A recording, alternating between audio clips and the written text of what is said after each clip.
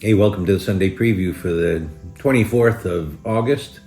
And we have another reading from St. Luke's Gospel, chapter 13.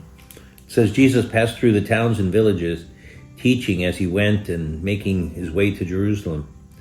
Someone asked him, Lord, will only a few people be saved? He answered them, strive to enter through the narrow gate. For many, I tell you, will attempt to enter, but will not be strong enough. After the master of the house has arisen and locked the door, then will you stand outside knocking and saying, Lord, open the door for us. And he will say to you in reply, I do not know where you are from. And you will say, we ate and drank in your company and taught in our streets. And then he will say, I do not know where you are from. Depart from me, you evildoers. And there will be wailing and grinding of teeth when you see Abraham, Isaac, and Jacob, and all the prophets in the kingdom of God, and you yourself cast out. And people will come from the east and the west and the north and the south, and they will recline at the table in the kingdom of God.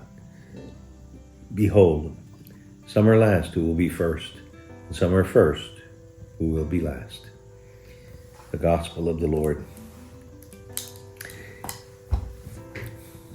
Of all the teachings of Jesus, this is one of the hardest ones for us to grasp, and because I think we're somehow naturally inclined that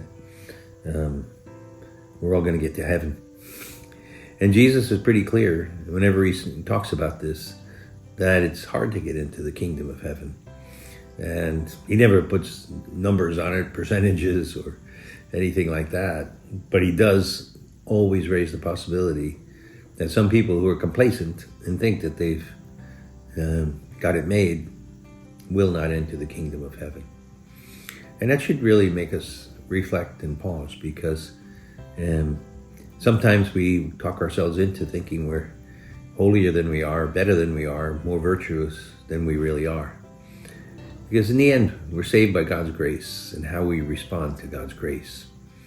And many people who have been given a lot, those who are first, as Jesus puts it, could be last, because they haven't really responded to the grace of God.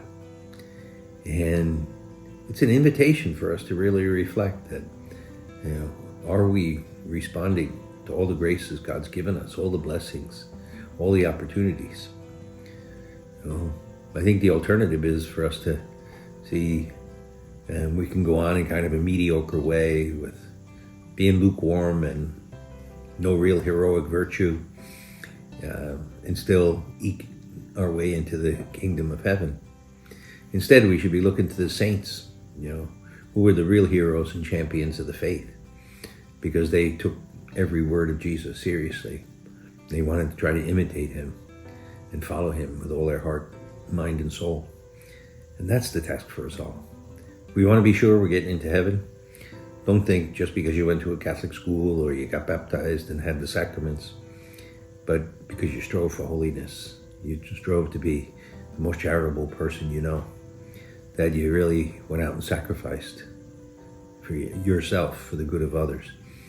Those are the ways we can have peace of soul that will enter the kingdom of heaven.